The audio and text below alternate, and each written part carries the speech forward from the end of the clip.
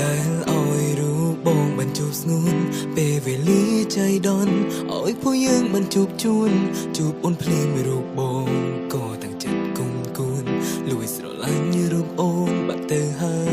យគ្រាន់ជួបភ្លាមបានលេងទូរស័ព្ទមកតែតង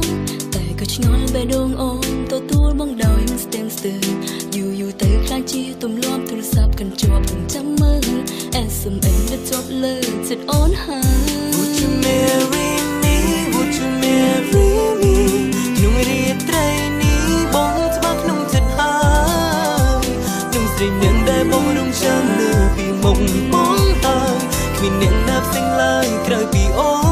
សន្យាបានទេសន្យាបានទេពីពេលនេះទៅត្រូវចំណាយពេលរួមគ្នាទោះជាពេលកាន់ទុក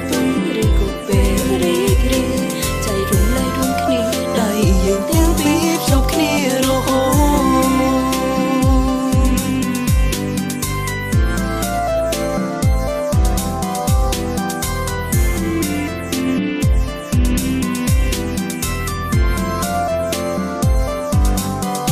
ស្រឡាញ់អូនណាស់តើអូនដឹងទេគេស្រឡាញ់មេក្បាលដឹងខុសគេណាបើនៅពេលនេះអូនគួរតែប្រាប់ឲ្យរូបបងដឹងទៅគឺស្រឡាញ់ត្រង់នឹងបើស្រឡាញ់ត្រង់បងពូកែឌឺ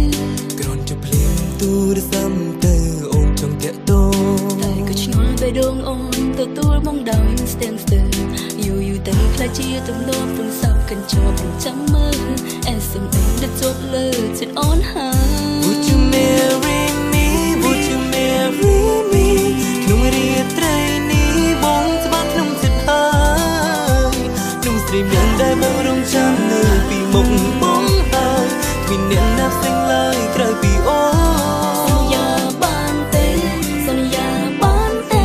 ពីពេលនេះទៅត្រូវចំណាយពេលរួមគ្នាទោះជាពេលកាន់ទុក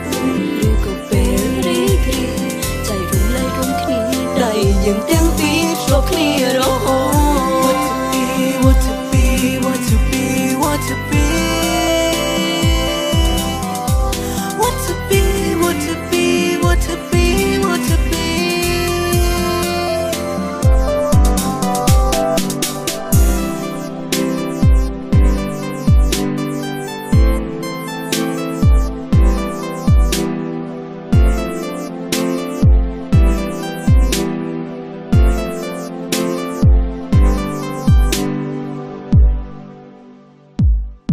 Would you marry me Would you marry me ក្នុងរាត្រីនេះបងច្បាស់ក្នុងចិត្តហើយមនុស្សស្រីមានដែលបងរំចាំនៅពីមុខបងហើយគ្មានអ្នកណាផ្សេងឡើយក្រៅពីអូនសន្យាបាន